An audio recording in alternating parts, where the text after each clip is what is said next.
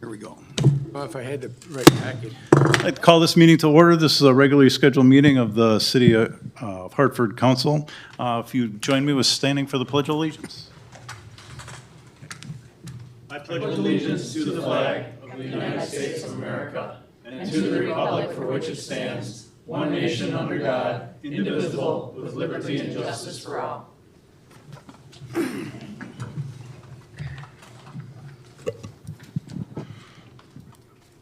All right, and roll call?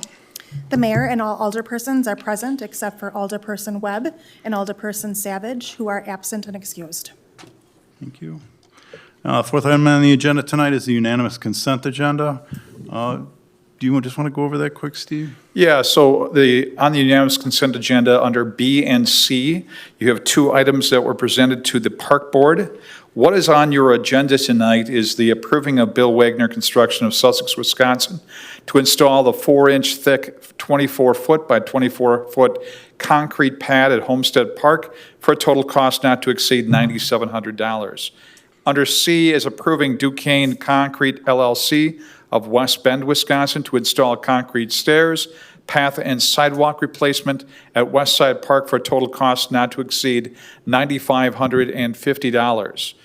We want to bring it up just simply because normally under unanimous consent, these items have not only gone from the recommendation of staff, but then also through the appropriate committees, subcommittees as it would be. The subcommittee in this case was the Park Board, and the Park Board actually voted against the recommendation of staff, primarily on number C. And this item, again, has to do with the concrete stairs and path and sidewalk replacement. So again, the council makes the final decision if you want to go with the recommendation of the staff. In both of these cases, the situation is such that the items are below budget, thus they're under unanimous consent, and they are the lowest qualified bid.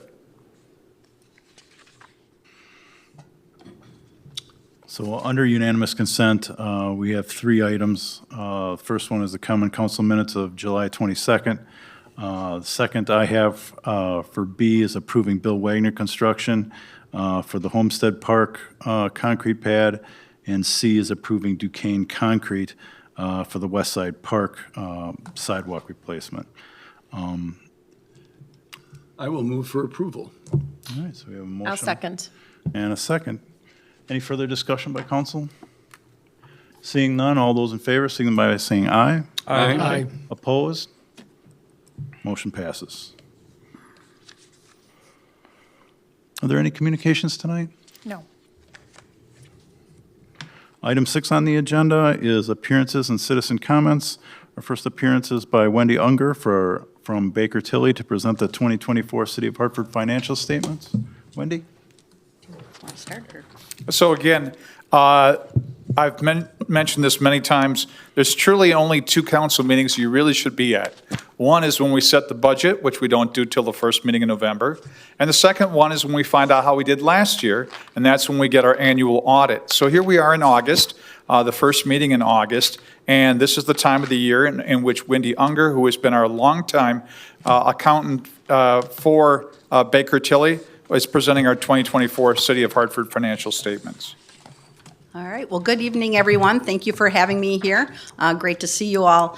What you should have before you this evening are two hard copies of both the audited financial statements and the reporting and insights document. You should have received both of those in an electronic form prior to this evening. Those are just hard copy versions.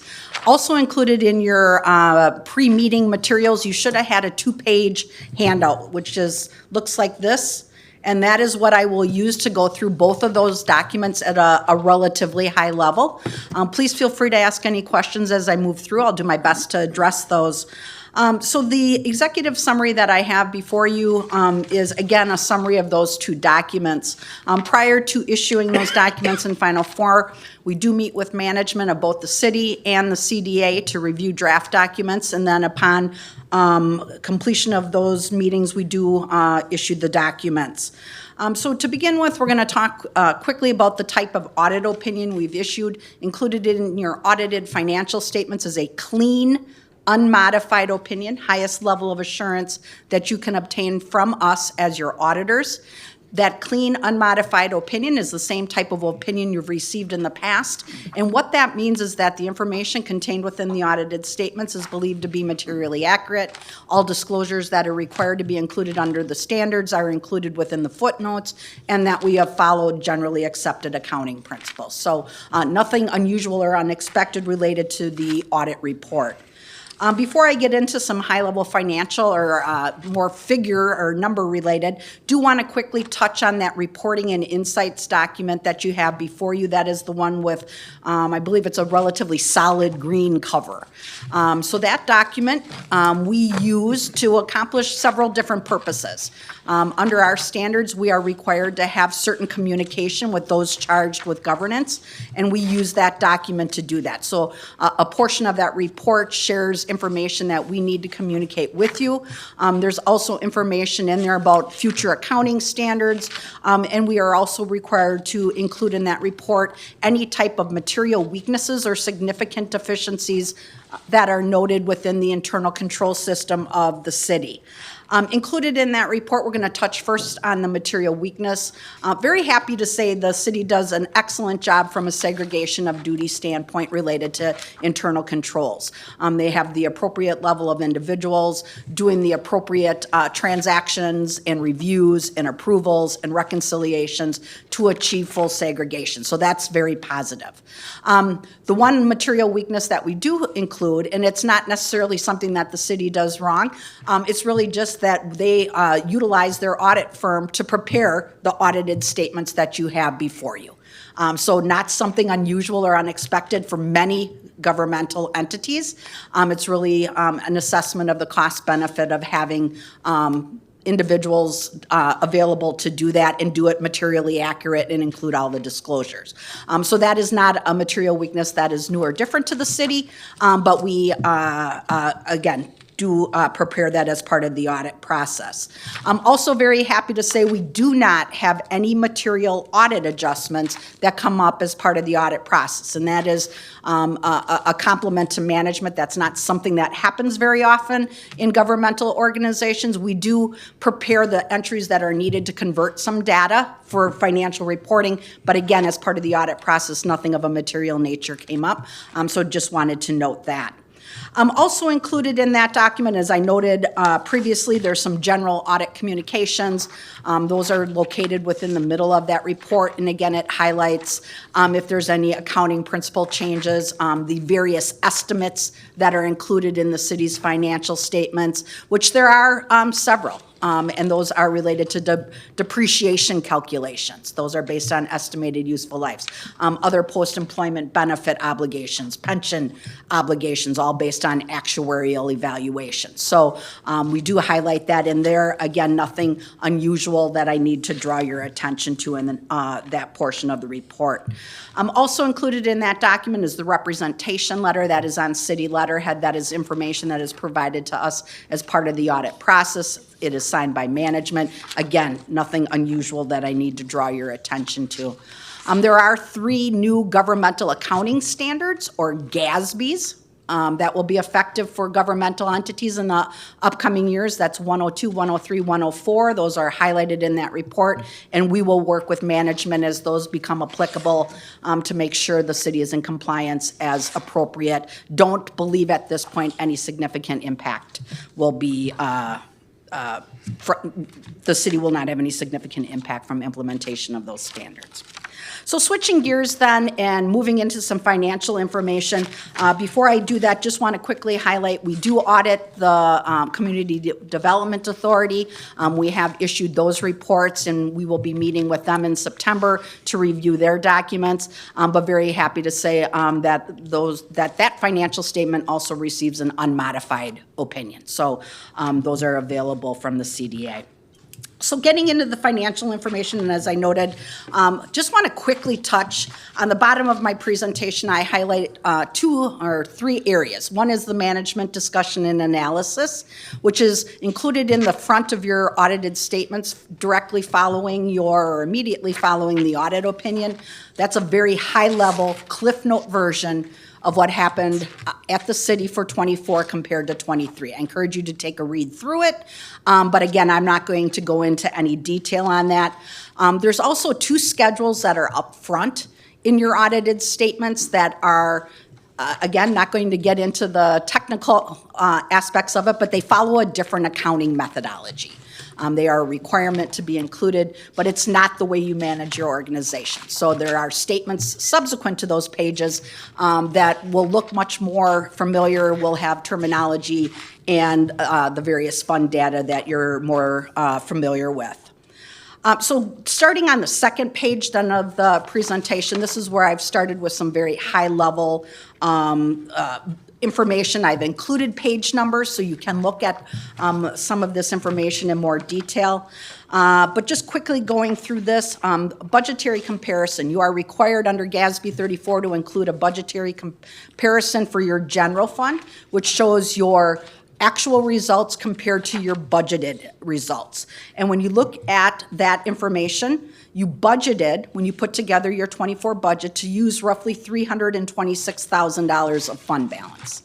You ultimately added $336,000 to fund balance. So you had a positive swing compared to budget of roughly $660,000. So very favorable results. Just a couple things to note. Revenues came in over budget in total. Not one item that stuck out as a significant overage, but again, $118,000 over budget in revenue, so that's favorable. Likewise, on the expense side, you came in $533,000 under budget. Again, a very positive situation, and mainly in the public works category. That's where most of that reduction in spending was, and that was really just due to some activities that didn't occur during '24 that were budgeted for asphalt, some of the asphalt paving projects and that type of thing. The next item that I've highlighted here are the electric, water, and wastewater financial statements. So you have various funds that account for that activity, along with some additional activities related to airport, your emergency squad fund. Those are located in your financial statements. Just a couple items to highlight there. All 3 of the utilities, the large utilities, ended with a positive increase in net position. So a very favorable year there. Also, most of them saw an increase in their cash position during the year. The one that didn't was electric, had roughly a $400,000 decrease in cash, but that was, some monies were used that were on hand for some capital activity. So instead of having to use any type of borrowed money, you use money you had on hand. Also, just to highlight, the airport did see a small decrease in that position, roughly $118,000, and then the emergency squad fund saw a decrease in that position of $262,000. That fund, I believe, has already been discussed. That fund will move into the general fund for 2025. Right now, the general fund is covering the expenses, and currently that fund owes the general fund about $750,000. So by the combination of those, that general fund will be able to cover any necessary cash flow that that fund will need. The next item that I've highlighted are the long-term obligations of the city.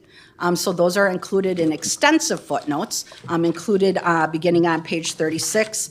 Again, just a couple items to highlight. The city did borrow during 2024, roughly $5.26 million. Those all went in under the city borrowing. Very happy to say that in addition to borrowing that, the city paid down $2.35 million of general obligation debt on the city side. The utilities paid down $1.925. The utilities are currently debt-free. There are no long-term obligations associated with the utilities from a debt standpoint. And then the last item that I would note under that long-term obligation is that the city, always an important point of reference, the city has the ability to borrow up to 5% of its equalized value in the form of general obligation debt. That equates to $85 million. The city had outstanding at 12/31/24, $23.2 million. So the difference between those two, I'm sorry, the 5% of equalized value is $108 million.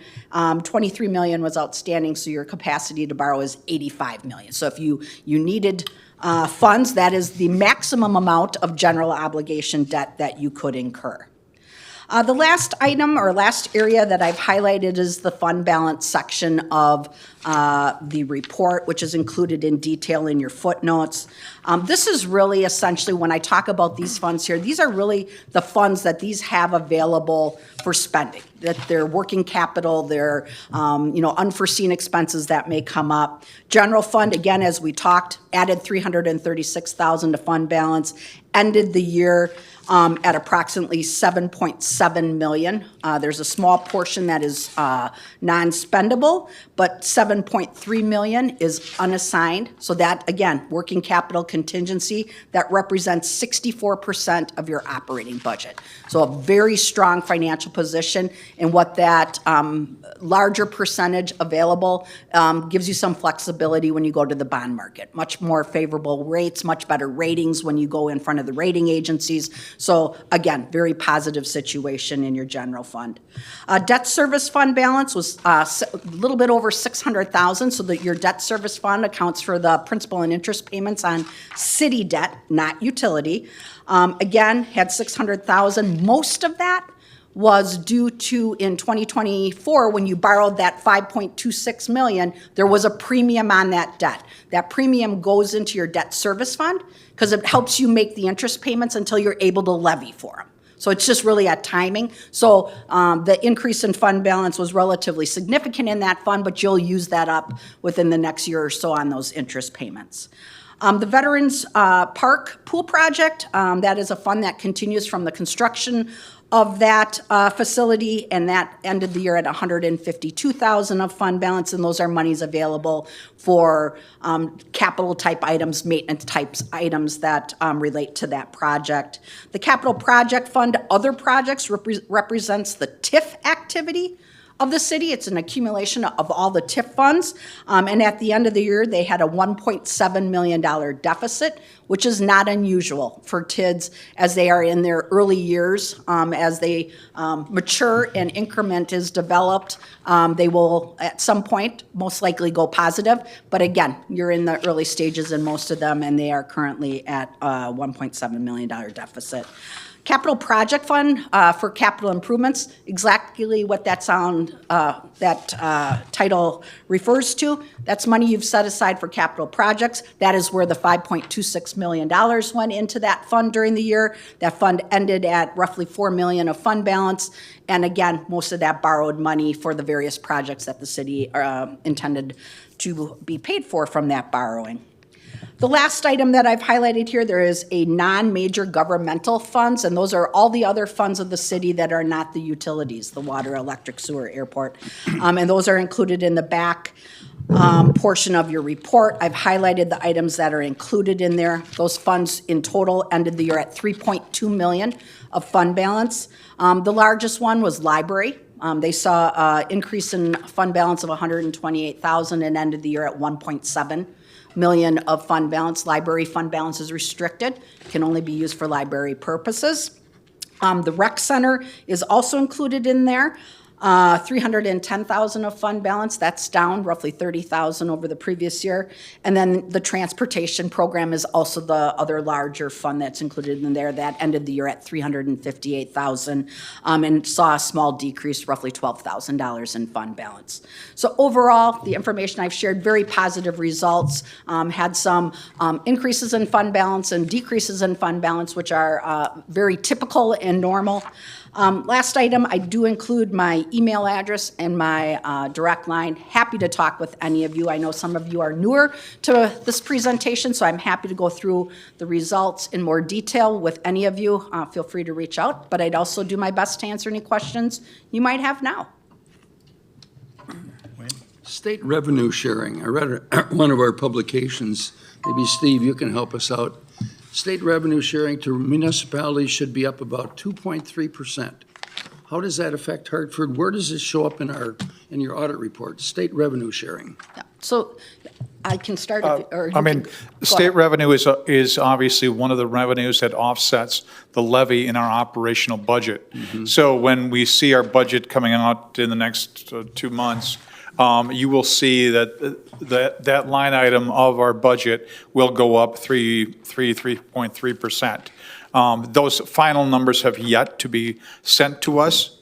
They normally don't come to us till probably September, October. But you're expecting 3%?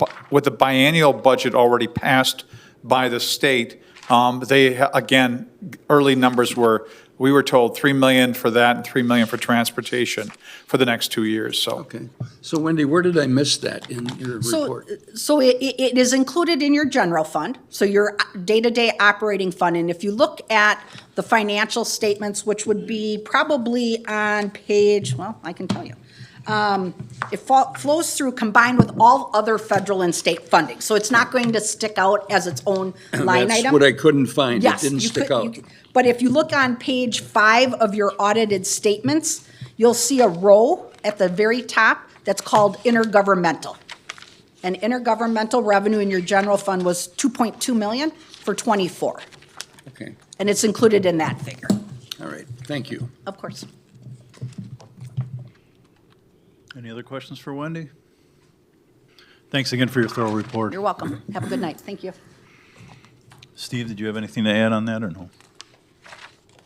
We have nothing to add to that, no.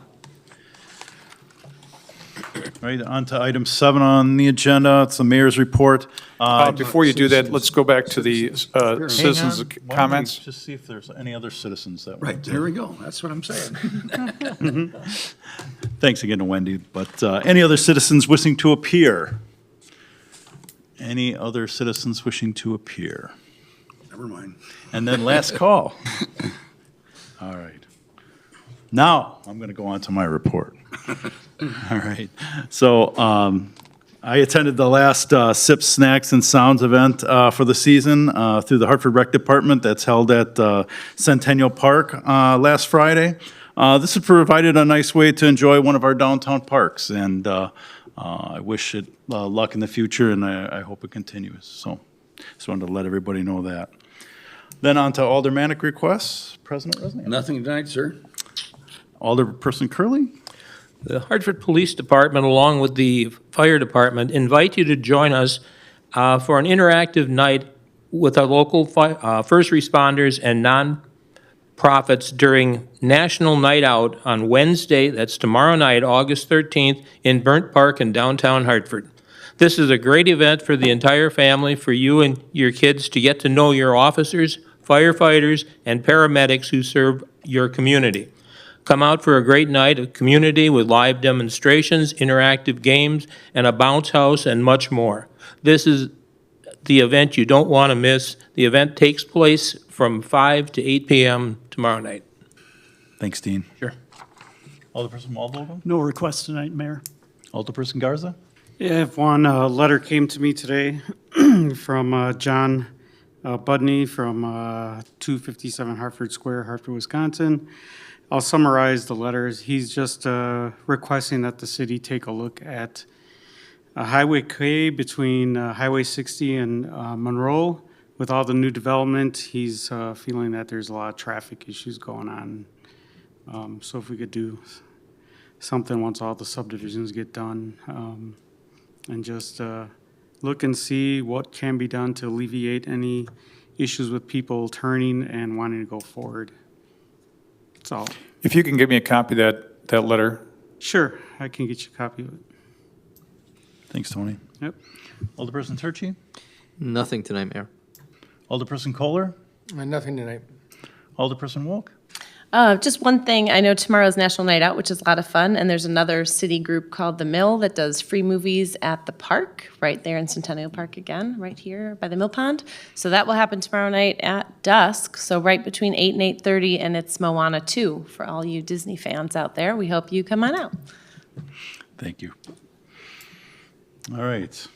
Item 9 on the agenda, public hearings. It's a review of rezoning quest for 945 Bell Avenue. I'll declare opening of the hearing and reading of the notice. Please take notice that pursuant to Section 62.23, parentheses 7 of the Wisconsin State Statutes and Section 52.302 of the City of Hartford Municipal Code, that a public hearing will be held at 7 p.m. or thereafter on August 12th, 2025, in the Common Council Chambers at the lower level of City Hall, 109 North Main Street, by the City of Hartford Common Council to consider the request of Two Bros LLC, William Jarrett's registered agent, to rezone 945 Bell Avenue, tax key number 36-2104-013-003, from C1 Conservancy District to B2 Community Business District. 945 Bell Avenue, Washington County, Wisconsin, is further described as follows. Lot 1 of Hunter's Ridge, being a subdivision of Parcel 3 of Certified Survey Map Number 4738, recorded in the Washington County Registry on October 1st, 1996, in Volume 32 of Certified Survey Maps on pages 111 through 113, as document number 729024, and being part of the southwest quarter of the southeast quarter and part of the northwest quarter of the southeast quarter of Section 21, Township 10 North, Range 18 East, in the city of Hartford, Washington County, Wisconsin. All persons wishing to provide testimony for or against the requested zoning change are invited to be present. Written comments may be submitted to City Clerk Shannon Kreilkamp, 109 North Main Street, Hartford, Wisconsin, 53027. A copy of the proposed ordinance and zoning map can be viewed at the Planning and Zoning Department, 109 North Main Street, Monday through Friday between the hours of 7:30 a.m. and 4:30 p.m. Phone number 262-673-8272. This notice is dated the 25th day of July, 2025, and published in the Daily News on July 25th, 2025, and August 1st, 2025, with 5 notices sent. Thank you. Explanation by staff, Jacob? Thank you, Mayor. 945 Bell Avenue. 945 Bell Avenue is the highlighted parcel on the map that you're seeing in front of you. It is just south of State Highway 60, and it's right along North Wilson Avenue where it intersects Bell Avenue. It's a 1.04 acre parcel, of which it is zoned currently C1, which is conservancy, due to the fact that there was identified wetlands on the property when we rezoned the city. The properties to the north and west are zoned B2. The proposed rezone to this property will also be B2. The property to the east of it is institutional. It is a senior living facility that is currently there. And then the property to the south is also a currently zoned C1 conservancy. That one has substantial wetlands on that one and probably will not be able to develop. And it's not owned by this individual, the Two Bros LLC. Altogether, there's about 0.1913 acres of wetland on the parcel. It's on the very southern end of this parcel. The rezone to B2 would allow this parcel to be developed commercial. There's a list of uses that are in the executive summary. Anything labeled RU means by right, so they really don't need to go through Common Council or Plan Commission for approval for the land use. If they do develop it, they will still have to go through site plan and architectural review by the Plan Commission if they choose to develop that. And then again, the CU ones are the conditional use ones. Those would then go through Plan Commission for any recommendations on those. Again, the Plan Commission is kind of limited on conditional uses because of the state statute it passed in 2017 that limits the city's ability to stop the approval of conditional use permits unless there's some substantial evidence that it cannot be built. So there are quite a few land uses that are permitted in the B2. It should also be noted that B2 zoning districts have a zero lot line setback, so it lets development occur pretty close to the property lines. This is at an intersection. The vision triangle would still be applicable for the vision triangle, so that can't be canceled out by the setback of the zoning district. And the staff has recommended approval of the rezone to B2 from C1. All right, thanks, Jacob. And the All Plan Commission on July 14th approved or gave positive recommendation for this rezone. Got it. All right, now, if there's any appearances for, again, this is a time for appearances for.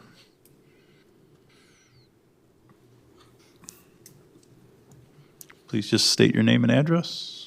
Good evening, William Garrett's Two Bros LLC, and I'm just here to hopefully get approval. Love the opportunity for development for that lot. Great. Thank you much. All right, any other appearances for? Appearances for. All right, then we'll move on to appearances against. Appearances against. Last call for appearances against. And then discussion by council.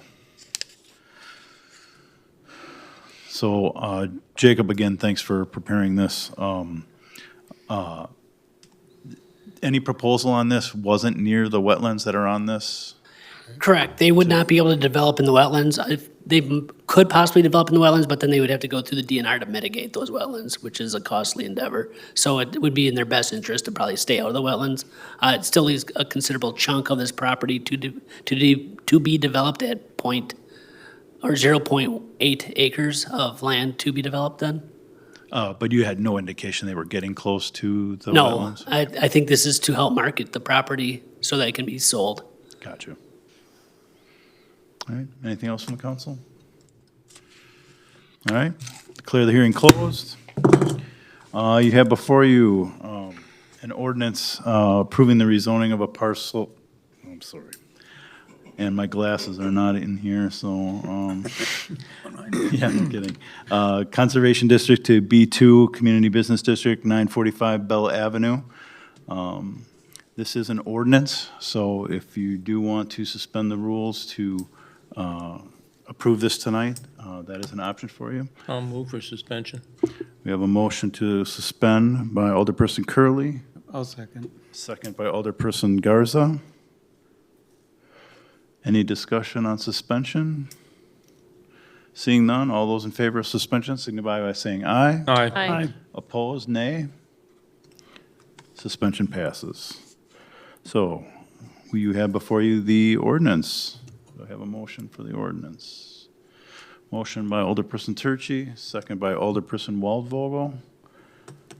Again, cool. Or Motion by Jessica? Alderperson Turchi, seconded by Alderperson Waldvogel for the adoption of proposed ordinance number 1516. Any final discussion by council? If not, those in favor signify by saying aye. Aye. Opposed, nay. Ordinance passes. Thank you.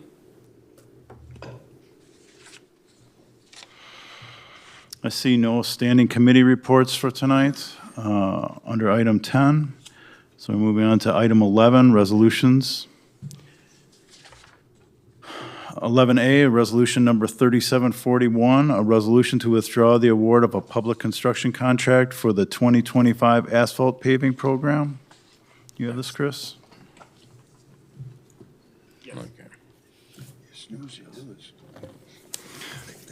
Yeah, so for following the approval of this project originally in May, we always send out notice of award for any approved projects that are approved by council. Notice of award requires contractors to return contract documents back to the city within 10 days. These documents include a signed contract, insurance, bonds, and so forth. And for this project, the requirement was not fulfilled within that timeframe, and therefore, the bid award, staff is recommending to adhere to the contract provisions and consider Karteshner Brothers in default and to forfeit their 5% bid security for this asphalt paving program for 2025. Just as a refresher, this is a map showing the limits and the areas where the proposed work is being done. It's about 1.9 miles of roadway in addition to 3 public parking lots. But I can answer any questions you may have. Obviously, the city of Hartford takes these things very seriously, and when we don't get things in a timely manner, I guess that's why we consider doing this, I'm assuming, right? Right, in the executive summary that you have, the timeframe was kind of laid out and explained how it was the timing a little bit more detail than I've brought up tonight. But again, if there's, we want to make sure that we're having a fair and even, bidding atmosphere and environment, and for that reason, we need to follow our constraints for each bid award. So that's why we're bringing this back for this action. Just to be clear, the legal reasons that you have these date lines and timelines to accomplish these is the fact of, by creating a bid, you are not saying you are going to do the project. You are bidding to do the project. However, it has to be first awarded by the city or by, again, to the contractor, and then they have to come back and say, okay, we will sustain it and we'll do the project on the time basis that is given at the cost in which we originally bid. It also gives them the opportunity to withdraw and say, no, we do not want, after we saw the bid and we realized we underbid it, we missed something, we would like to withdraw that bid. That's why there's a time frame there, and if you miss the time frame, it's as good as saying we're no longer living up to that bid. And so thus the reason it's brought forward to you tonight. Thanks for that clarification, Steve. Wayne? Will this action set back our schedule at all on paving? So prior to bringing this forward to your attention, I reached out to the second low bidder that was from May. Number one, confirmed that they still had capacity, that they would still honor their initial quote, which they are able to do. Their schedule would be to start work sometime in September, barring, again, approval of this item and the following item. But I mean, essentially, we want to get these projects done before plants close by the end of the season. So they should be okay. are fully confident that that's not going to be an issue. So yes, to answer your question, Good. you're correct. This project, even though you're talking about quite a few miles of road, it, again, is a mill and overlay process, which is not extremely lengthy in time. So again, we're talking they're going to be in and out of here in a couple of days. Yeah, there's no underground utility work that's involved, so it's just surface replacement. That's not A lot of short projects, the way it looks. correct. Yeah, they're right. There's some mobilization effort to get to all these different locations, but otherwise, yeah, it's a very logistically, it's very possible to, and I'm confident it will get done, on our schedule. Okay, thanks. In the bid summary from prior to, there was like that $18,000 difference between Yes. 1 and 2. But then it looks like we're not including the alternate bid F in the program, but the bid total included F in it, correct, originally? Right. So the way we structured the bid originally was for a base bid plus A through F. When we originally awarded the bid, it was to kind of scale back just the scope because we didn't know all the costs, on the array of the bids that were there. So we said, all right, we want to do everything except for F. Okay, And then we're still moving forward with that same scope, got it. but that, yeah, there is that additional cost, which I'll, I guess, talk about more barring the approval of this with a subsequent potential award. Makes sense. Okay, thank you. Yep. I was going to ask the same question as Wayne, and then the second question is any concern with our relationship with the contractor for future projects, or is it, there's plenty, it looks like there's plenty of other bidders out there. But Yeah. I just Right, curious. on we your want opinion. to, we still want to encourage, as many bidders to keep, bids competitive in the city of Hartford. And I have spoken with the contractor and just explained, our stance on the project. In no way are we saying that we don't want them working in Hartford, that type of thing. I think it's just not a fit for this project, and So we. this won't necessarily come as a surprise to them? You've No, had I some mean, conversations with them? I've had conversations following when we finally did receive the award and said, hey, this is, didn't fall within the requirements. There was work that that Karteshner was a sub on the Wisconsin 5th and 6th project that was recently completed. We had some concerns with some of the workmanship on that project itself, so that, I don't want to say that was, a large part of the reason, but we are primarily for this action, I'm just, leaning on the contract language that we have. So I would encourage them to continue to competitively bid in Hartford in the future, and we want to maintain that relationship as well as any other contractor. Thank you. Dean?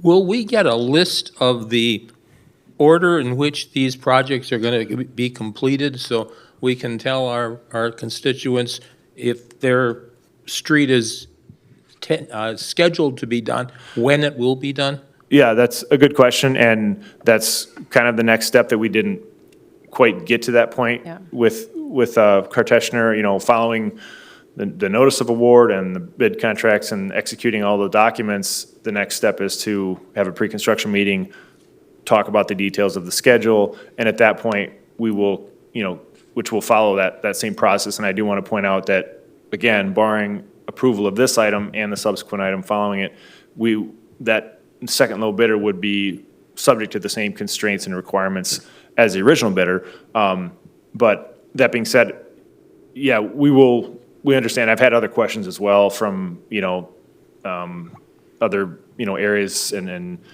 constituents that know that this project is coming, have heard about, the approval that was approved in May and say, hey, when can we expect this, this to happen? So long answer to your question is, yes, we need to get a schedule out and absolutely communicate with what those dates are. There's going to be, two parts of it. One is removal of the existing asphalt on whatever that roadway be for the milling operations, and then the paving operations to follow that. So I agree with you, and yes, we need to get a schedule to communicate with those folks who are impacted. And then with that $35,000 security bid, which is forfeit, can we do anything else on this list of alternates this year? So what my plan is, that I've talked to Steve about, is to use a portion of that to cover the gap to the next low bidder, and then in a show of good faith to return the remainder of that to the contractor and kind of an effort of, Alderperson Waldvogel's question of maintaining that relationship and say, hey, we're in good faith, we're going to, return. Now, the council can,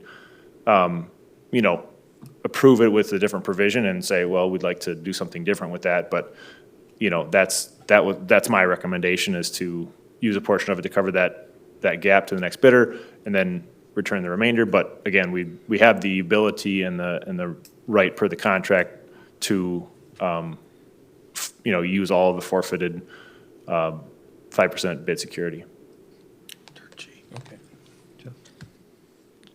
So just to reiterate, right, unfortunately, they didn't fulfill the contractual obligation, so therefore they default and they withdraw their bid, right? We have no obligation to give back any of that money. Correct, and I Right. confirmed that with the city attorney that statement you said is correct. Question to probably Steve. Has this come up before? What precedents have we had with this? Or has this come up before? I don't remember the last time we've ever had a cancellation or withdraw of a bid. Okay. And Well, let's just- especially not for this type of situation. I want to think if we ever had a withdrawal of a, no, I mean, the only other time I can think of which, no, the only other time in which we've had a situation in which we've had a public bidding on an item and then refused all of them because all the bids came in too high, right? Yeah, That was so the only we- time I so can we think of, and Joe deferred. was nodding his head, so I think we're right in that situation. Yeah. Yeah, I know, I've been on since 2013, and this is the first time this has happened. Yeah, and I do recall that time where we, right, went out for bid, bad timing, we decided to hold it and rebid it later. So I Right. recall that instant. I do appreciate your perspective of like keeping the difference that we need to get to the next bid and returning the rest in an effort of good faith to your point of like, if we do want to have competitive bidders in the future. I like that perspective. I think that's a good idea. If I may finish, yeah, I'm not too keen on that. Contract's contract, bid's bid, whatever the circumstances are, Yeah. So I'm not really keen on, deviating from contractual language. Right, and I guess Right. to your first question, it's not common, Right. it's to do it this way. I feel like this is, protecting the interest of the city in getting this contract completed. And yeah, absolutely, the council has a right to exercise, whatever, requirements within that contract, that we're discussing here to exercise those, those rights. I just don't want to set precedents. Sure. Anything further from council? Seeing none, you have Resolution 3741 in front of you. Move for approval. Motion by President Rusniak. Is there a second? I'll second. Second by Alderperson Wilk. Right. Jessica? Motion by Alderperson Rusniak, seconded by Alderperson Wilk for the adoption of proposed resolution number 3741. Go ahead. So are we approving that and refunding some back? What's in this language? This resolution is just to withdraw the award of the contract. Okay, there's no other language in there? Second resolution next. Well, the resolution, yeah.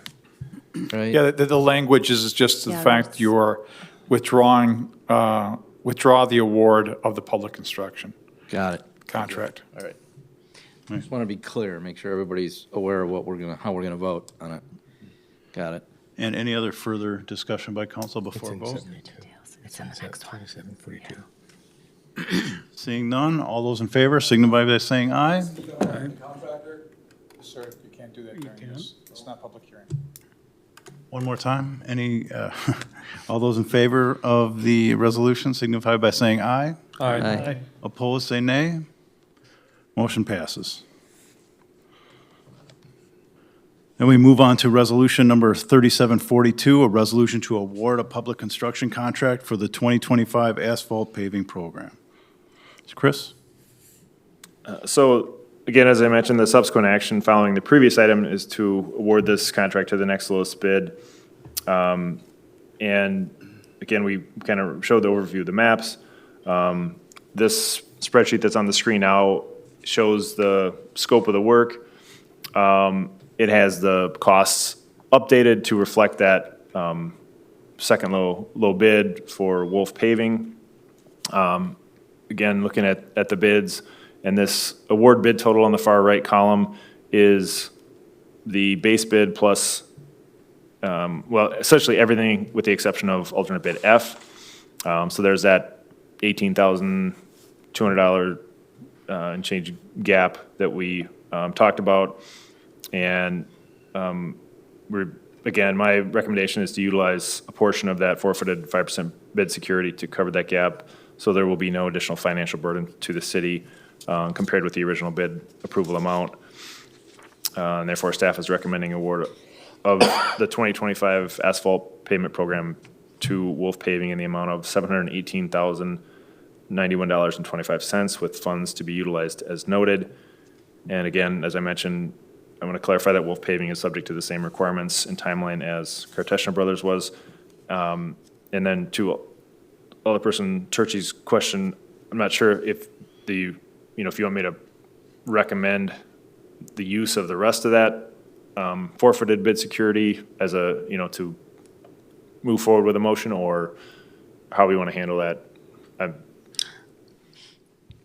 think you just move forward to whatever is written here, and if we wanted to amend it, we would amend it during that part. Okay. Okay? So as you put it together and as staff put it together, we'd address it that way and make any changes at the time of approval. Understood. And we are there. Yeah. So just to clarify, forfeit, right? And then we're going to approve the 718. Correct. At Right. a minimum. The forfeiture is not part of this vote. Correct? It is not unless you amend, but it's not a part of the documented Yes. agenda, so you can't add that to it. Correct. So we're just voting on awarding the Correct. bid. Right. Excellent, thank you. Yeah, thank you for the clarification. Appreciate it. Anything further by council? If not, you have resolution number 3742 in front of you. I'll make a motion. Motion by Turchi, second by Garza. Jessica?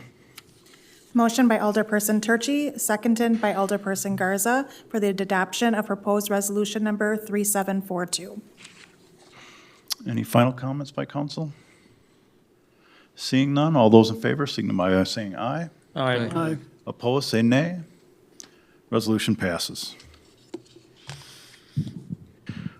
We have no other ordinances on the agenda for tonight, so we go to item number 13 on the agenda. City Administrator's Report. Steve? Yeah, so we have a discussion and consideration of approving the addition of rooms 203 and 210 to be included in the alcohol consumption for private parties policy.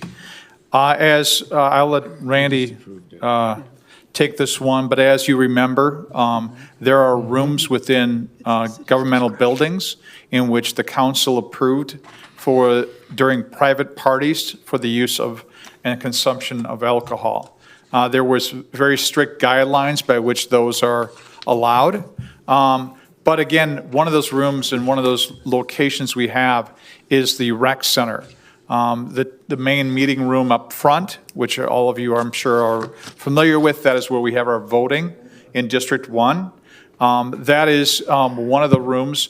And now with the open options for other rooms and the requests of others, Randy can explain further of what they're looking to accomplish. So yeah, just a little bit of revisionist history here. Back in 2022, both the commission and the city council approved use of alcohol in the rec center community rooms A and B, as they're officially known for private rentals. We are looking to expand those areas to which alcohol is allowed to the golf simulator room, which is room 210, and also room 203, which was formerly the 4K room, which the school district had rented. They are no longer going to be renting from us. That room will now be utilized for classes and rentals. These are both second floor rooms as opposed to a community room A and B being on the first floor directly across from the front desk. The majority of these rentals will be utilized during low activity times, meaning, or I should say, low multi-use times. So meaning Friday evenings and mainly Saturday afternoons. I could see Sunday afternoons being popular as well for this. Now, we've had 240 rentals of the community room since this policy went into place. 11 of those rentals utilized alcohol. None of those rentals had any incidents. So With that, staff is looking for new ways to draw revenue. We are recommending the addition of rooms 203 and 210 to be included in the alcohol consumption for private parties policy. One of the things, too, I just thought it'd be a good idea just to talk about a little bit, again, is we did have the contract with the 4K to be in the rec center. With them consolidating a lot of their offerings into the buildings they currently own, obviously it was a smart choice on their behalf to, again, bring everything underneath under their umbrella. So in this situation, again, we are looking for any opportunities to increase revenue to make up for the loss of them no longer long-term commitment to the rec center. So, How heavy a drinkers are the 4Ks? what's Just that? a teacher. I said, how heavy a drinkers are the 4Ks? Alderperson Turchi, or is it, Joe, did you just take my joke? Yeah, Just the it was teacher. mainly the teachers, not so much the Just a students. teacher. Just kidding, Ruth. I don't joke at council meetings. Tony? Yeah, out of those 11, were there any that had to reschedule because there was only one room available? Or have you had any asking for another room? Not to my knowledge. But this would be then out there and people could choose a room then? Yes, so they'd still be able to utilize community A and B, and then we're offering up 2 other facilities. Now, 203 will be up to a 50-person rental, which is substantial. That's something that's needed. That's a request we get, and we only have 1 room that can facilitate that. Adding this room as a rental for up to 49 people, including the alcohol, would be very desirable to the public. And then 210 is our golf simulator room. So it's mainly if you want to come have a golf party, rent it for multiple hours, or just for your hour and you want to bring your beverages with you, you'd be allowed. Now, the policy still states you have to have a proof of insurance and list the city under your liability insurance. Normally that can be simply your homeowner's insurance. So that is an added step that is probably not popular with those because it can be time consuming, but the policy will still read that. We did reach out to CIVMIC, the city insurer, to make sure that these are the steps that they continue to want us to take. Okay. And again, please, I bring these things up, and Randy, of course, talks about that. If you know of anybody that in public has said, hey, do you guys know anywhere where we can rent a room for a family event, a welcome home party, a graduation party, a wedding shower, a baby shower, whatever it would be. These rooms are available, including here at City Hall, the rec center, and at the library. So please keep spreading the word that we have the facilities available, and we'd love to rent them out. This is their building. Anyone else? I didn't think it would work, Randy. About a year ago, I sat here and I was opposed to alcohol at the rec center, and you proved me wrong, so I apologize. Everybody, 11 people used alcohol, or had 11 alcohol-related rentals, events? correct. Yep. And no incidents at all? No incidents. So you proved me wrong. So I will vote for this, because Todd and I may want to go up and play golf and have a beer, so. So I'll be the naysayer, because I was a naysayer last time. I don't believe it's appropriate that we serve alcohol at the rec center. So I'll just be probably the only vote on this meeting. We're not serving. Oh, not We're serving, allowing, right. serving. Yep. I'll correct There's a myself. difference. There's I'll a correct difference. myself, allowing alcohol at the rec center. My only question, you mentioned insurance, but in the golf simulator room, which to be fair, I haven't been in there yet, so I don't really know what equipment is in there. But the other rooms are basic, just rooms where there's not a lot that could be damaged. And I'm assuming in that room there is more equipment or specialized material that we would not want to have damaged if someone, let's say, swung a golf club simulator. and let go of it. I don't know. simulator. It's still a golf club, right? Anytime you're swinging a real golf club at a real golf ball, there's a chance. Yeah. Obviously, if alcohol's involved, that chance becomes greater. It's not advertised as a binge room and let's, get wild in here. It's to have a couple of beverages and enjoy your golf round or have a golf party, if you would. Obviously, with it not being right across from the desk, it's something we'll keep closer tabs on.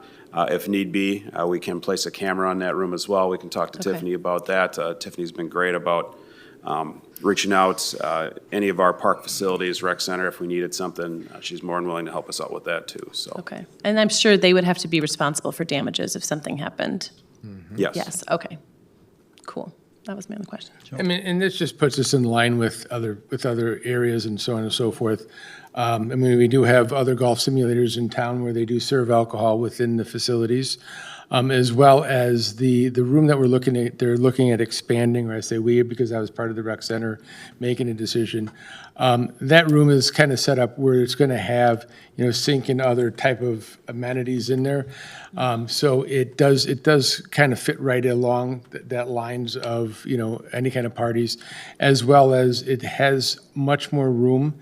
And if there's anybody that wine and board type of classes and stuff like that, gives that opportunity for rentals for that place too, and it gives them that opportunity to have those. So as a group, I know we talked about it in the rec department. They do have a front desk person at all times that's there, as well as a building supervisor that's there as long as anybody's in the building, the supervisor's there. Their responsibility is to monitor and to roam the halls, as you want to call it. So they are going to be well watched, as well as, monitored, as well as, just to make sure that they don't see anything going wrong. So this one unanimous with the rec department and the rec commission meeting last week, and I definitely think that it's a great opportunity to utilize a couple of rooms that are right now being underutilized, and this might help us. Great. Do you have them sign a release of liability and proof of their homeowner's insurance when they rent that room? So yes, they need to bring in the proof of the homeowner's insurance, and any rental has to come in and fill out our waiver. All right, so that gets us off the hook. Anything else? If not, do you have just approving the rooms 203 and 210 to be included in the alcohol consumption for private parties policy in front of you? Do I have a motion? I'll motion to approve. I'll second. Alderperson Kohler, second by Wilk. Jessica? Motion by Alderperson Kohler, seconded by Alderperson Wilk, approving the addition of rooms 203 and 210 to be included in the alcohol consumption for private parties policy. Super, thank you. Any final comments? Seeing none, all those in favor signify by saying aye. Aye. Opposed, nay. Nay. Motion passes. Final item on the agenda is adjournment. Do I have a motion? So moved. Motion by Curley.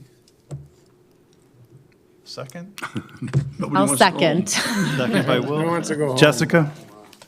Motion by Alderperson Curley, seconded by Alderperson Wilk to adjourn at 8:01. Any final discussion? Seeing none, all those in favor signify by saying aye. Aye. Opposed, nay. We are adjourned. Hey, Randy, Next hold on. Would you August, please pass